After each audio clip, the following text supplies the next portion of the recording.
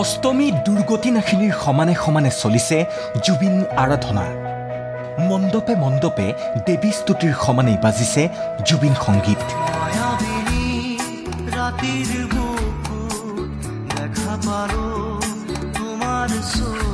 পৰম্পৰা ৰক্ষাৰে ৰাজ্যত মহিষ মৰ্দিনীৰ বন্দনা চলিছে যদিও প্ৰাণহীন এইবাৰৰ পূজাথলী। সৰ্বত্ৰ যেন বিশাল শূন্যতা। প্ৰতিখন পূজাথলীতেই শিল্পীগৰাকীৰ প্ৰতিচ্ছবিত ব্যৱস্থা কৰা হৈছে শ্ৰদ্ধাঞ্জলি।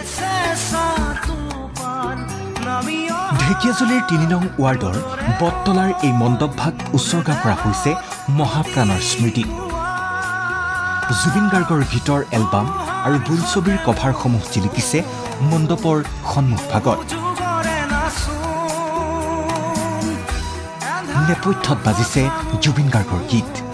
পৰম্পৰা ৰক্ষাৰে মাৰ আশীষ গ্ৰহণ কৰিছে ভক্ত দৰ্শনাৰ্থীয়ে। আয়োজকৰ দাবী, দশমীৰ পূৰ্বেই গ্ৰেপ্তাৰ হওক কানু সিদ্ধাৰ্থ। মা যোৱাৰ লগে লগে দশমীৰ দিনালৈকে চেম কানু মহন্ত আৰু সিদ্ধাৰ্থ শৰ্মা এই দুজন মানুহ এৰেষ্ট হ'ব লাগে। ইহঁতক পৰায়ত্ব কৰিব লাগে চৰকাৰে। লগতে চৰম কঠোৰতম শাস্তি ইহঁতক প্ৰদান কৰিব লাগে।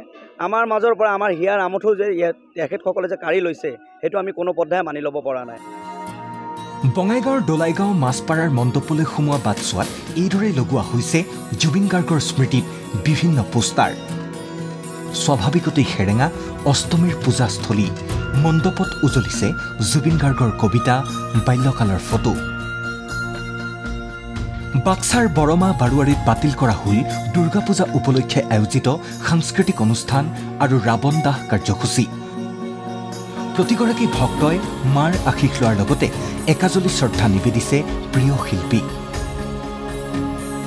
দেৰগাঁৱৰ পূজা মণ্ডপতো মাংগলিক পূজা অৰ্চনা চলিছে যদিও সকলোৰে মুখে মুখে জুবিন গাৰ্গৰ মৃত্যুৰ বাবে দোষীক কঠোৰতম শাস্তি প্ৰদানৰ দাবী।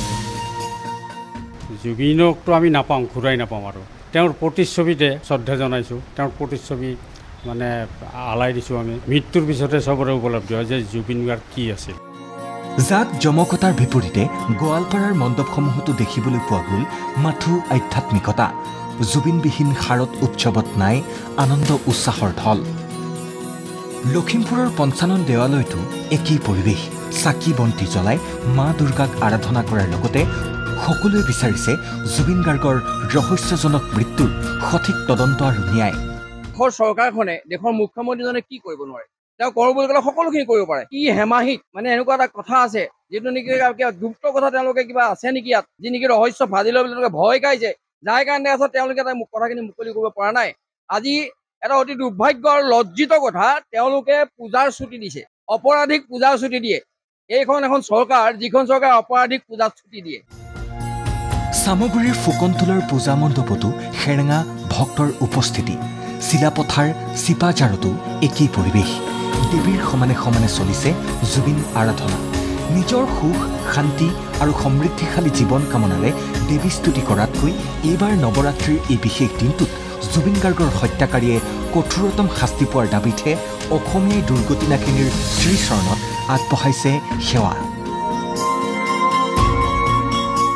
Bureau report, ND24।